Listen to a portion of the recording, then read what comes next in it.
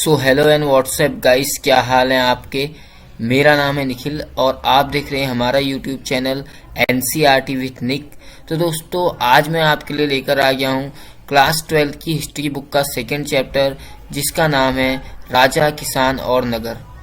ठीक है दोस्तों, इससे पहले दोस्तों मैंने इसका पहला चैप्टर जो है अपलोड कर दिया था, ईंटें मन के तथा स्त्रियाँ, इस बुक का। तो काफ़ी टाइम के गैप के बाद मैं आपके लिए सेकंड चैप्टर लेके आया हूँ और इसका आज हम दोस्तों यहाँ पहला पार्ट डिस्कस करने वाले हैं। आज इसका मैं पहला पार्ट लेके आया हूँ आपके लिए। ये इस चैप्टर को हम टोटल 3 पार्ट में हमने इस चैप्टर को डिवाइड किया है, क्योंकि दोस्तों चैप्टर काफ़ी बड़ा चैप्टर है, इसलिए एक ही वीडियो में पूरा चैप्टर कंप्लीट करवाना थोड़ा सा मुश्किल था। और इसके अलावा वीडियो काफ़ी ज़्यादा लंबी भी हो जाती, जो देखने में भी बोरिंग लगती। इसलिए दोस्तों इस चैप्टर के मैं 3 पार्ट लेके आऊँगा। पहला पार्ट मैं आज आपके लिए लेकर आ गया हूँ इसका, जिसमें हम इस चैप्टर के बेसिक के बारे में जानेंगे कि हम इस चैप्टर के अंदर जानने क्या वाले हैं। ठीक है, तो दोस्तों बिना किसी देरी के वीडियो को शुरू कर लेते हैं। तो चलिए शुरू करते हैं। दोस्तों, अगर बात करें सबसे पहले इस चैप्टर के परिचय यानी कि इंट्रोडक्शन के बारे में, यानी कि इस चैप्टर में है क्या, तो देखिए सबसे पहले बात की जाए दोस्तों हड़प्पा सभ्यता के 1500 वर्ष बाद। ठीक है, हड़प्पा सभ्यता के लगभग 1500 वर्ष के बाद क्या हुआ, भारतीय उपमहाद्वीप में काफ़ी ज़्यादा परिवर्तन हुए, अलग अलग चेंजेस हुए। क्योंकि दोस्तों 1500 साल कोई 1-2 साल तो है नहीं, तो पूरे 1500 यानी कि 1500 साल है। तो इतने वर्ष के अंतराल में परिवर्तन तो होना स्वाभाविक है, क्योंकि इतना लंबे टाइम पीरियड के दौरान तो परिवर्तन होते ही हैं। तो उस टाइम पे 1500 वर्ष बाद, हड़प्पा सभ्यता के 1500 वर्ष बाद भारतीय उपमहाद्वीप में काफ़ी ज़्यादा परिवर्तन हुए। ठीक है, तो उसमें क्या हुआ दोस्तों, यही वह काल था जब सिंधु नदी और इसकी उपनदियों के किनारे रहने वाले लोगों द्वारा ऋग्वेद का लेखन किया गया। और ये हमारे लिए ये वाला काल इसलिए भी इम्पोर्टेंट है दोस्तों, क्योंकि इसी काल में दोस्तों ऋग्वेद लिखा गया था। अगर दोस्तों आप ऋग्वेद के बारे में नहीं जानते तो मैं आपकी जानकारी के लिए आपको बता दूं कि ऋग्वेद जो है हमारे भारतीय समाज में सबसे प्राचीन वेद जो है ऋग्वेद को माना जाता है। ऐसा माना जाता है कि भारतीय समाज में जो सबसे प्राचीन वेद हैं 4 वेदों में, वो कौन है, ऋग्वेद है। ठीक है, क्योंकि ऋग्वेद में दोस्तों हमारी काफ़ी ज़्यादा चीज़ें हमें जानने को मिलती हैं ऋग्वेद से, और काफ़ी सारी चीज़ें ऋग्वेद में दोस्तों स्टोर्ड भी हैं। ठीक है, तो दोस्तों इस टाइम पे ऋग्वेद का लेखन भी प्रारंभ हुआ। इसके अलावा दोस्तों ईसा पूर्व 6ठी शताब्दी से नई परिवर्तनों के प्रमाण मिलते हैं। दोस्तों जो ईसा पूर्व 6ठी शताब्दी है, ये काफ़ी ज़्यादा इंपॉर्टेंट है दोस्तों, क्योंकि इस टाइम पे दोस्तों हमारे समाज में काफ़ी ज़्यादा परिवर्तन हुए। भारतीय उपमहाद्वीप में ईसा पूर्व 6ठी शताब्दी ईसा पूर्व को काफ़ी ज़्यादा दोस्तों महत्वपूर्ण माना जाता है, क्योंकि इस टाइम पे कई सारे परिवर्तन हमें देखने को मिले थे। ठीक है, इसके अलावा दोस्तों इतिहासकार इस प्रकार के विकास का आकलन करने के लिए अभिलेखों, ग्रंथों, सिक्कों, चित्रों जैसे विभिन्न प्रकार के स्रोतों का अध्ययन करते हैं। यानी कि दोस्तों मतलब इतिहासकार क्या करते हैं, इस प्रकार के परिवर्तनों के बारे में जानने के लिए वो क्या करते हैं, अभिलेखों का अध्ययन करते हैं, विभिन्न ग्रंथों का अध्ययन करते हैं, सिक्कों का अध्ययन करते हैं और अलग अलग चित्रों का अध्ययन करते हैं। ठीक है, परिवर्तनों के बारे में जानने के लिए इतिहास में। ठीक है, इसके अलावा बात करें तो टॉपिक है हमारा नेक्स्ट, प्रिंसेप व पेदस्सी। तो ये क्या है हम जानते हैं दोस्तों, प्रिंसेप और पेदस्सी किसे कहा गया था। ठीक है, इसके बारे में हम जानते हैं, प्रिंसेप और पेदस्सी है क्या आखिर। ठीक है दोस्तों, अगर बात करी जाए तो भारतीय अभिलेख विज्ञान में एक उल्लेखनीय प्रगति 1830 के दशक में हुई। ठीक है, 1830 के टाइम में क्या हुआ दोस्तों, एक उल्लेखनीय प्रगति हुई भारत के अभिलेख विज्ञान में। इस टाइम पे ईस्ट इंडिया कंपनी ने, सॉरी यहाँ पर कंपनी लिखा था मैंने, ये गलत है। ठीक है, ईस्ट इंडिया कंपनी के अधिकारी थे जेम्स प्रिंसेप ने ब्राह्मी और खरोष्टी लिपियों का अर्थ निकाला। तो दोस्तों ये जो ब्राह्मी और खरोष्टी थी दोस्तों, ये लिपियां थी और काफ़ी ज़्यादा प्राचीन थी। इन लिपियों का अर्थ 1830 में जब जेम्स प्रिंसेप ने निकाला, तो उससे दोस्तों हमें भारतीय इतिहास के बारे में काफ़ी ज़्यादा जानकारियाँ मिली। हमें ब्राह्मी और खरोष्टी लिपियों से मुख्यतया अशोक के बारे में, सम्राट अशोक के बारे में काफ़ी ज़्यादा जानकारी मिली और उनके बारे में काफ़ी हमें जानने को मिला। ठीक है, प्रिंसेप को पता चला कि अधिकांश अभिलेखों और सिक्कों पर पियदस्सी यानी मनोहर मुखाकृति वाले राजा का नाम लिखा है। प्रिंसेप ने जब दोस्तों इनका अध्ययन करा ये अभिलेखों का, तो उस पे जेम्स प्रिंसेप को एक चीज कॉमन मिली, और वो चीज कॉमन क्या थी? वो चीज कॉमन थी कि सिक्कों पर, ज्यादातर सिक्कों पर पियदस्सी लिखा गया था। जो ये टॉपिक दे रखा है आपका पियदस्सी, तो दोस्तों ये जो है ज्यादातर सिक्कों पर पियदस्सी लिखा गया था। और पियदस्सी का जो दोस्तों अर्थ है वो है मनोहर मुखाकृति वाला, जिस मतलब मनोहर मुखाकृति का मतलब है जो कि सुंदर दिखता हो। ठीक है, तो यहाँ पर को जो इशारा करा जा रहा है पियदस्सी से, वो सम्राट अशोक के लिए किया जा रहा है कि सम्राट अशोक जो है बहुत ही ज्यादा उस टाइम पे सुंदर मुखाकृति वाले होंगे, इसलिए उन्हें पियदस्सी कहा जाता था। और सिक्कों पर भी उनका ही जो है मुखाकृति बनाई गई थी। ठीक है, कुछ अभिलेखों पर राजा का नाम अशोक भी लिखा गया है। तो जो प्रिंसेप ने अभिलेख ढूंढे थे, उनमें कुछ अभिलेखों में राजा का नाम अशोक भी लिखा गया है। इसके अलावा बौद्ध ग्रंथों के अनुसार अशोक सर्वाधिक प्रसिद्ध शासकों में से एक थे। यानी कि उस टाइम पे, प्राचीन टाइम पे दोस्तों, अशोक जो है काफी ज्यादा पॉपुलर शासक थे, और अशोक ने बहुत सारे ऐसे कार्य किए थे जिनकी वजह से उन्हें पॉपुलैरिटी मिली थी। क्योंकि दोस्तों अनेकों अभिलेखों का निर्माण जो है, ऐसा माना जाता है इतिहास में कि अनेकों अभिलेख जो है दोस्तों, उनका सबसे ज्यादा निर्माण जो करवाया था किसी भी शासक के द्वारा, वो अशोक द्वारा करवाया गया था। उन्होंने काफी ज्यादा मात्रा में दोस्तों अभिलेखों का निर्माण किया था। इसके अलावा दोस्तों 20वीं सदी के आरंभिक दशकों तक उपमहाद्वीप के राजनीतिक इतिहास का एक सामान्य चित्र तैयार हो गया। ठीक है, तो ये जब जेम्स प्रिंसेप को ब्राह्मी और खरोष्टी लिपि का इन्होंने जब अर्थ निकाला, तो इन्हें काफी सारे अभिलेखों के बारे में जानकारी मिली। तो 20वीं सदी के आरंभिक दशकों में जो है दोस्तों, हमारे भारतीय उपमहाद्वीप में कई राजनीतिक इतिहास के सामान्य चित्र तैयार हो गए। हमें काफी ज्यादा जानकारियां मिल गई उस टाइम पे। तो दोस्तों यही था आपका टॉपिक, प्रिंसेप व पियदस्सी। आई होप दोस्तों आप समझ गए होंगे पियदस्सी किसके लिए प्रयुक्त किया गया था और प्रिंसेप कौन थे। ठीक है, अब आते हैं दोस्तों अपने नेक्स्ट टॉपिक में। तो नेक्स्ट टॉपिक है दोस्तों हमारा प्रारंभिक राज्य, 16 महाजनपद। अब दोस्तों हम यहाँ पर बात करने वाले हैं 16 महाजनपदों के बारे में, जिसमें हम बहुत शक्तिशाली महाजनपदों के बारे में जानने वाले हैं दोस्तों महाजनपद क्या होते हैं, इससे पहले मैं आपको बता दूं महाजनपदों के बारे में बताने से पहले। तो दोस्तों महाजनपद हम उसे कहते हैं, जैसे आप जनपद का नाम, तो जनपद शब्द जो है दोस्तों, महाजनपद शब्द जो है दोस्तों जनपद से मिलके बना है। ठीक है दोस्तों, जनपद का अर्थ हम पहले जानते हैं। जनपद का अर्थ होता है दोस्तों कोई ऐसा स्थान जहां कुछ लोग आए, कुछ जन आए, यानी कि लोग आए और उनके पद यानी कि उनके पैर पड़े, और वो सारे लोग वहाँ उस क्षेत्र में निवास करने लगे धीरे धीरे करके, तो हम उसे क्या कहते हैं, उसे हम कहते हैं जनपद। और इन्हीं सारे जनपदों को जब मिला दिया जाता है एक विस्तृत रूप में, तो इन्हीं सारे जनपदों का मिला हुआ विस्तृत रूप जो है महाजनपद कहलाता है। आजकल के एग्जाम्पल के हिसाब से मैं दूं तो जैसे दोस्तों आज जो है हमारे भारत में टोटल 28 स्टेट्स हैं, 28 राज्य हैं। ठीक है, 28 राज्य हैं जैसे, तो एक राज्य के बराबर उस टाइम पे एक महाजनपद हुआ करता था, या यूं कहूं तो एक राज्य से भी थोड़ा बड़ा या राज्य के इक्वल जो है दोस्तों उस टाइम पे महाजनपद हुआ करता था। ठीक है, तो क्या था दोस्तों, आरंभिक भारतीय इतिहास में 6ठी शताब्दी ईस्वी पूर्व को एक बहुत ही ज्यादा परिवर्तनकारी काल माना जाता है। दोस्तों ये काफी ज्यादा महत्वपूर्ण काल था, 6ठी शताब्दी ईस्वी पूर्व आरंभिक भारतीय इतिहास में से काफी ज्यादा परिवर्तनकारी काल माना जाता है। और क्यों माना जाता है इसके बारे में हम जानते हैं।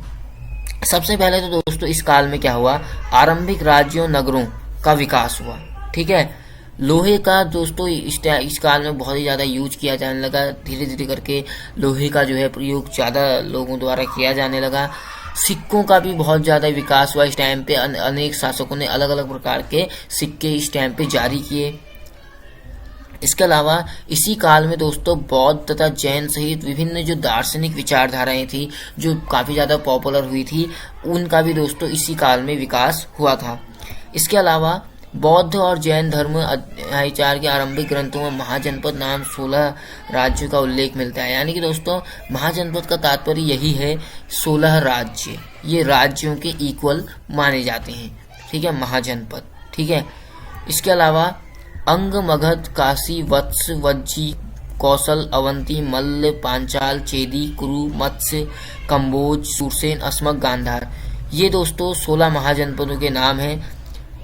इनको आप नोट कर लीजिएगा क्योंकि एग्जाम में इनके बारे में पूछा जा सकता है। वैसे तो होने को 16 महाजनपद जो है इनके पूरे नाम नहीं पूछे जाते, लेकिन फिर भी आपको इनके बारे में जानना जरूरी है। और आप मैप की जरूर प्रैक्टिस कर लीजिए क्योंकि दोस्तों मैप में जो है इनसे क्वेश्चन बनते हैं। और इनमें से जो मैं प्रमुख अगर महाजनपदों के बारे में बताऊं जिनके बारे में आपको जानने की ज़रूरत है, अगर आप 16 महाजनपदों के बारे में डिटेल से नहीं भी जानना चाहते तो मैं आपको कुछ कुछ बेसिक जो है इसमें प्रमुख जो महाजनपद थे उनके बारे में बताता हूं। सबसे पहले दोस्तों अंग महाजनपद है, इसके बारे में जानना काफ़ी ज़्यादा जरूरी है क्योंकि दोस्तों एक शक्तिशाली महाजनपद था। इसके अलावा दोस्तों मगध जो है ये भी बहुत ज़्यादा पॉपुलर था क्योंकि यहाँ मौर्य साम्राज्य की उत्पत्ति से जुड़ी है और भी कई सारी चीज़ों के लिए ये शक्तिशाली था। काशी भी बहुत ज़्यादा फेमस था दोस्तों, और कौशल, पांचाल और कुरु और कंबोज, इसके अलावा सुरसेन भी उतना पॉपुलर नहीं था। तो इस टाइप के जो उस टाइम पे थे दोस्तों महाजनपद, 16 महाजनपद है ये, और इनके बारे में आप जरूर जान लीजिएगा। इसके अलावा जो मगध है, काशी है, कौशल है, अवंती है, कुरु है, ये जो प्रमुख है, गांधार, इन महाजनपदों के बारे में अच्छे तरीके से जानना और ज़्यादा जरूरी है। ठीक है, तो ये थे दोस्तों आपके प्रारंभिक राज्य यानी कि 16 महाजनपद। अब आते हैं अपने नेक्स्ट टॉपिक में। नेक्स्ट टॉपिक है दोस्तों हमारा महाजनपदों की विशिष्टताएं, या यूँ कहें तो महाजनपदों की विशेषताएं या विशिष्टताओं का अर्थ होता है दोस्तों कुछ अलग, मतलब क्या अलग था महाजनपदों में, क्या विशेषताएं थी या क्या अलग था उनमें। दोस्तों अधिकांश महाजनपदों में जो है दोस्तों राजा का शासन होता था, यानी कि राजतंत्र था उस टाइम पे। इसके अलावा लेकिन गढ़ और संघ के नाम से प्रसिद्ध राज्यों में कई लोगों का समूह शासन करता था। इस समूह का प्रत्येक व्यक्ति राजा कहलाता था। दोस्तों मैं यहाँ पर आपको ये बता दूं कि अधिकांश महाजनपदों पर राजा का शासन तो होता था, लेकिन गढ़ और संघ नाम से एक समूह थे, तो वो प्रसिद्ध समूह थे दोस्तों। तो इनमें क्या होता था, इनमें पूरा समूह शासन करता था, यानी कि एक हिसाब से हम लोकतंत्र भी कह सकते हैं इसे। तो डेमोक्रेसी की तरह कार्य करते थे गढ़ और संघ के लोग। और मैं आपको बता दूं दोस्तों गढ़ और संघ से ही महात्मा बुद्ध और महावीर स्वामी भी संबंधित थे। जैसा कि ये यहाँ पर मैंने बताया दिया है कि महावीर स्वामी और भगवान बुद्ध जो थे दोस्तों इन्हीं गढ़ों से संबंधित थे। वज्जी संघ की ही भांति कुछ राज्यों में भूमि सहित अनेक आर्थिक स्रोतों पर राजा गढ़ सामूहिक नियंत्रण रखते थे। यानी कि दोस्तों जो राज्य की भूमि होती थी उसमें प्रमुख तौर पे जो नियंत्रण होता था वो राजा का होता था। और जो एक गढ़ और संघ थे दोस्तों महात्मा बुद्ध और महावीर जी से संबंधित थे, तो इन्हीं लोगों को दोस्तों क्या था, कर लेने का, टैक्स लेने का इनके पास अधिकार था। ये उस भूमि से कर लेते थे। ठीक है, इसके अलावा प्रत्येक महाजनपद की अपनी एक राजधानी होती थी। जैसे हर स्टेट की अपनी एक कैपिटल होती है, हर राज्य की अपनी राजधानी होती है, उसी तरीके से महाजनपद की भी क्या होती थी, एक राजधानी होती थी। और इस राजधानी की सेफ्टी के लिए से दोस्तों किले से घेरा जाता था। लगभग 6वीं शताब्दी ईसा पूर्व से संस्कृत में ब्राह्मणों ने धर्मशास्त्र नामक ग्रंथों की रचना शुरू की।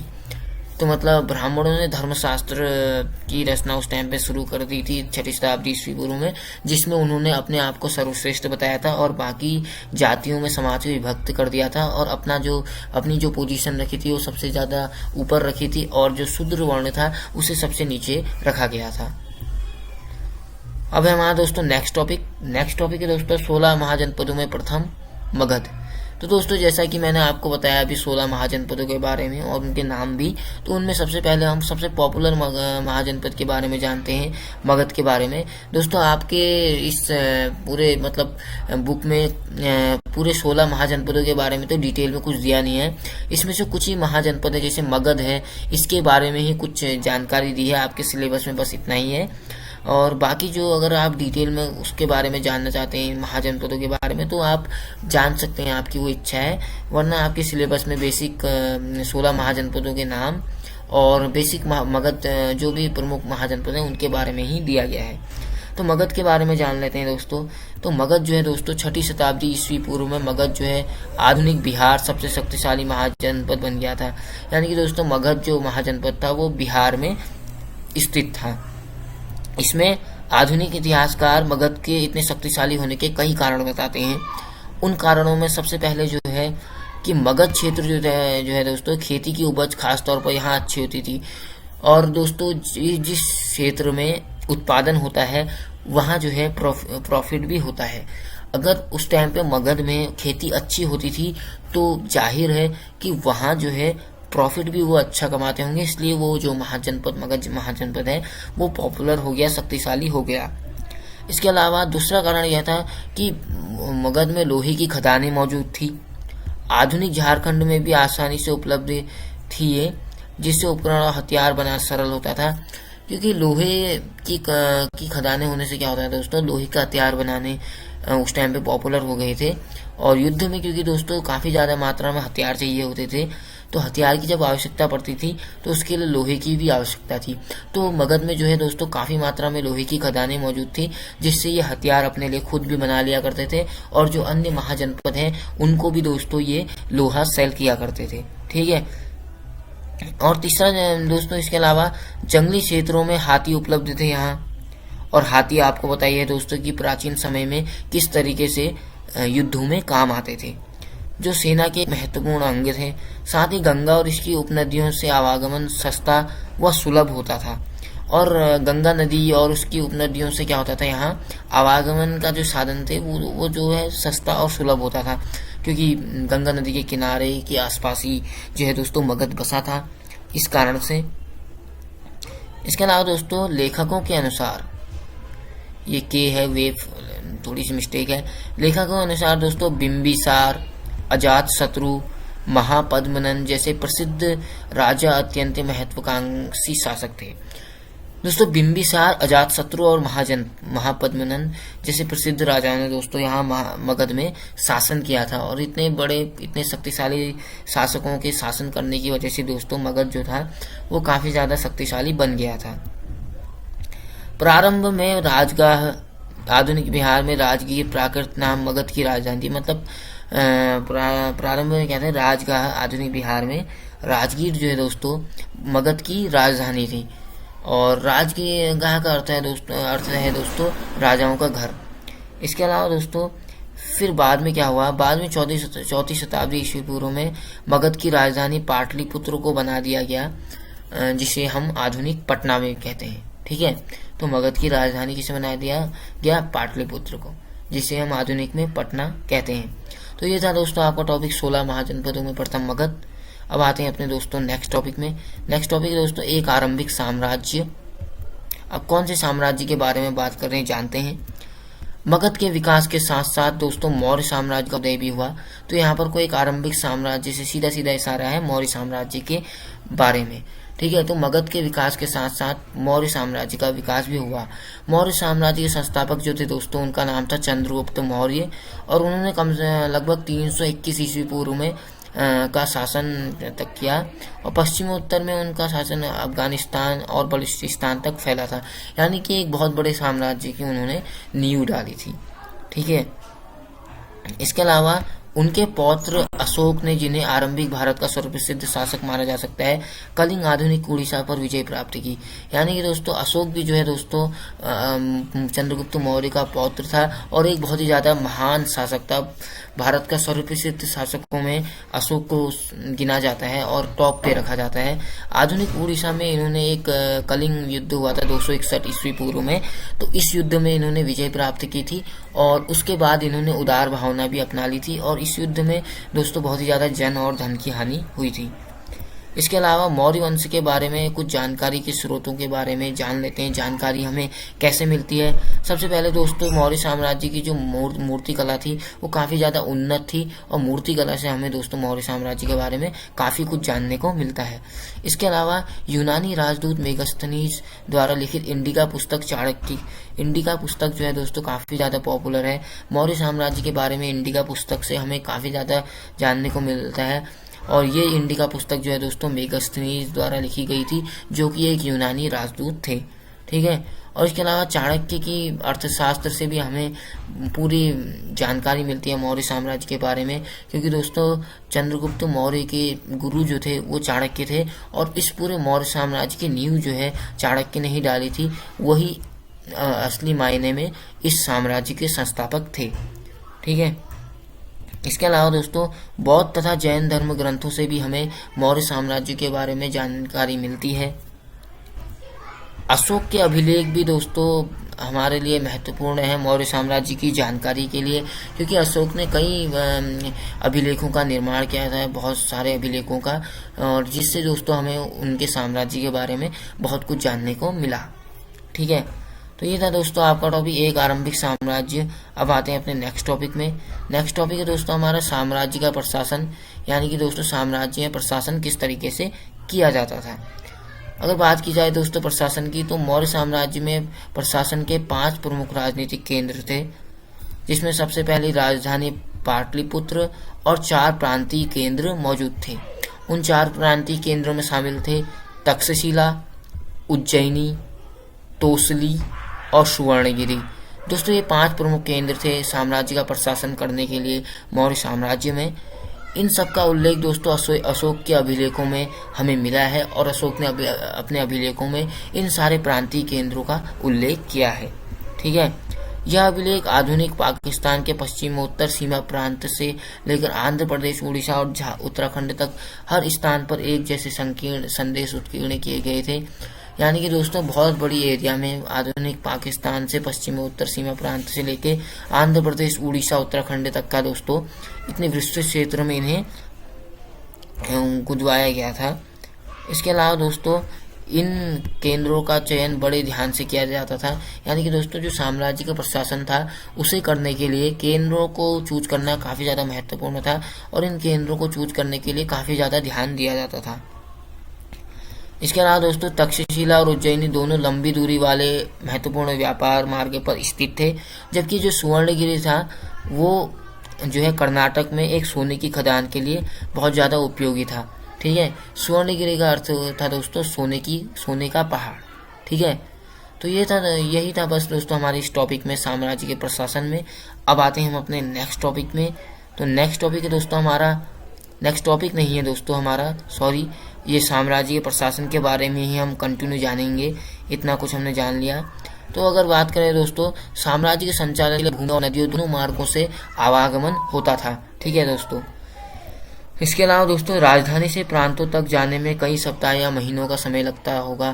दोस्तों यही अनुमान है, क्योंकि दोस्तों उस टाइम पे कुछ ऐसे यातायात के इतने आजकल की तरह कार, बस, रेल तो थे नहीं जो हम सीधे सीधे ट्रैवलिंग कर लेते, सीधे सीधे दोस्तों कहीं से भी कहीं भी जाने में कम टाइम लगता। अब उस टाइम पे दोस्तों बैलगाड़ी और नाव यही साधन थे जिनसे जाने में, या पैदल साधन, इनसे जाने में दोस्तों काफ़ी ज़्यादा टाइम लगता था, कभी कभी महीनों भी बीत जाते थे।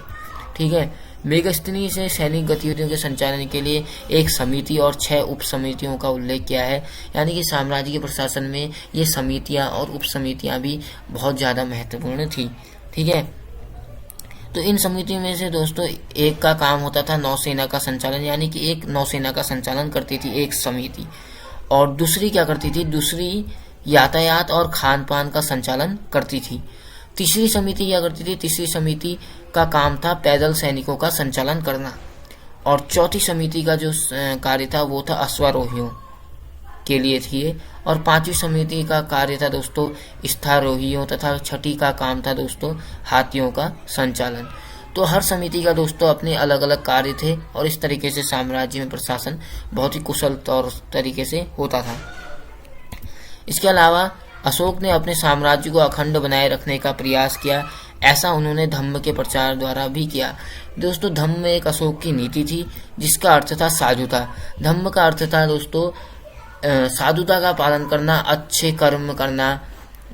इसका एक सूत्र है दोस्तों धम्म की नीति का, अब सिन्वे बहु कयाने दया दाने सचे सोचिए। ठीक है दोस्तों। अब सिन्वे का अर्थ था दोस्तों कम से कम पाप करिए। सचे सोचिए का अर्थ था दोस्तों हमेशा अच्छा सोचो, सच्चा सोचो। और दया दाने का अर्थ था दोस्तों दान करना दूसरों का कल्याण करना, और बहु के आने का अर्थ था दोस्तों बहुत सारे लोगों का कल्याण करना। तो ये एक अशोक की बहुत अच्छी नीति थी, जिसका सूत्र ये था, अब सिन्वे बहु के आने दया दाने सचे सोचिए। तो बेसिकली धम्म का अर्थ क्या था दोस्तों, साधुता।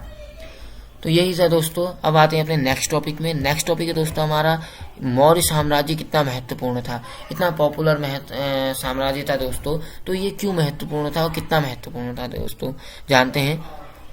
दोस्तों मौर्य साम्राज्य को इतिहास का एक प्रमुख काल माना गया है। मौर्य साम्राज्य के समय का मूर्तियों सहित मौर्यकालीन सभी पुरातत्व एक अद्भुत कला के प्रमाण थे, जो साम्राज्य की पहचान माने जाते हैं। दोस्तों मौर्य साम्राज्य की मूर्ति कला तो काफी ज्यादा पॉपुलर थी। इसके अलावा दोस्तों और भी कई पुरातात्विक चीज हमें यहाँ मौर्यकालीन समाज से मिली है, जिससे दोस्तों मौर्य साम्राज्य के बारे में हमें ये पता चलता है कि बहुत ही ज्यादा उन्नत साम्राज्य था वो। इसके अलावा दोस्तों इतिहासकारों को लगा कि अभिलेखों पर लिखे गए संदेश अन्य शासकों के अभिलेखों से भिन्न है। अशोक उस टाइम पे काफी ज्यादा पॉपुलर शासक था मौर्य साम्राज्य का, और अशोक ने जो अभिलेख लिखे थे वो इतिहासकारों को बहुत ही ज्यादा अलग लगे। उन्होंने उसमें कुछ विशिष्टताएं ढूंढ ली थी उस टाइम पे। इसके अलावा दोस्तों इसमें उन्हें यह लगा कि अन्य राजाओं की अपेक्षा अशोक एक बहुत शक्तिशाली और परिश्रमी शासक थे। यानी कि दोस्तों जब ये इतिहासकारों ने अच्छी तरीके से अशोक के अभिलेखों का अध्ययन किया तो उन्हें यह पता चला कि अशोक जो है अन्य शासकों की तुलना में बहुत ज्यादा शक्तिशाली थे और बहुत ही ज्यादा परिश्रमी शासक थे। इसके अलावा 20वीं सदी के राष्ट्रवादी नेताओं ने भी अशोक को प्रेरणा का स्रोत माना। यानी कि 20वीं सदी की हम बात करें, यानी कि मॉडर्न टाइम के जो नेता थे, पॉलिटिशियन, उन्होंने भी दोस्तों अशोक को अपना प्रेरणा का स्रोत माना। ठीक है, तो दोस्तों इतना ही था बस चैप्टर में। चैप्टर काफी ज्यादा अच्छा था। चैप्टर मतलब अभी कंप्लीट नहीं हुआ है, अभी मैंने जल्दबाजी में कह दिया। तो चैप्टर का जो पहला पार्ट था उसमें बस इतना ही है दोस्तों। मैंने आपको इसमें थोड़ा बहुत बेसिक बताने की कोशिश की इस चैप्टर के बारे में, कि हम इसमें बेसिकली हम जानेंगे क्या। और अब जो इसका मैं सेकंड पार्ट लेके आऊँगा उसमें और ज़्यादा हम डिटेल में इस चैप्टर के बारे में जानेंगे। और सेकंड पार्ट के बाद भी एक थर्ड पार्ट आएगा, उसमें हम पूरे चैप्टर को कवर करेंगे। तो आई होप दोस्तों आपको ये चैप्टर समझ में आया होगा अच्छे तरीके से। और दोस्तों अगर आपको वीडियो अच्छी लगी तो वीडियो को लाइक कर दीजिएगा, और चैनल का कंटेंट अच्छे लगते हैं तो चैनल को सब्सक्राइब कर दीजिएगा। और मैं मिलूंगा दोस्तों अब आपसे नेक्स्ट वीडियो में। तब तक के लिए वीडियो देखने के लिए थैंक यू दोस्तों, और गुड बाय।